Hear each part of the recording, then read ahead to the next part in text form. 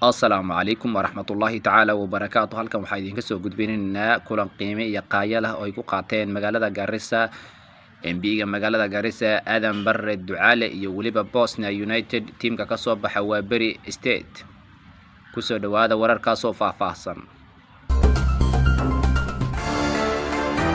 Mas'uuliyiin u hadlay teamka Bosnia United ayaa hadaladoodii waxay ahaayeen sida tan.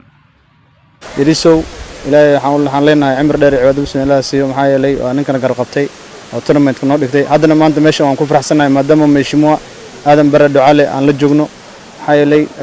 waxa way riyo oo soo rimowday Bosnia United Champions current Champions waa Bari league-na waxaan ku ciyaarnay County High 20 koox ay ahaayeen we are current Champions waa Bari waan soo qaadnay haddana meeshimo aan la kulanay waxaan u soconaa Nairobi trip meeshimo Aadan Barre ayaan garab qabanayo waxyaalaha hadda uu noo horgelay waxaa yeelay maxaa ka mid ah inaan trip aan yeelno trip aan aadno tripkina hadda Aadan Barre Ducaale naga ballan qaaday inaan tripka aadayno oo asaga hadda aan sugayno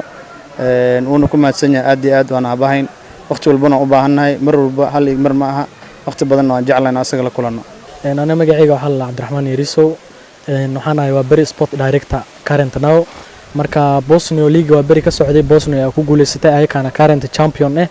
marka waxaan aad iyo aad ugu mahadcelinayaa Mheshimiwa Aadan Ducaale oo mar walba dhalinta garab taagan oo dhalinta support siiyo oo dhalinta maarta had iyo jeer waxyaalaha ay u baahan yihiin ka helaan hadda Bosnia United way u maadeen trip iyo waxyaalaha ay rabeen way ka heleen marka waxaan leenahay Garis waxa la doortay governor senator la doortay women rep waxaan asaga ugu cararaynaa asaga bas ayaan haynaa asaga aabiye dhalinta Ducaale bas ayaa maaragtay dhalinta garab taagan hadda waxa jirta dhalinyaro badan oo maaragtay dalka dibadiisa u darayaan oo footballers marka waxaan leeyahay Ducaale ilaahay garabkiisa ha galo waa aabiye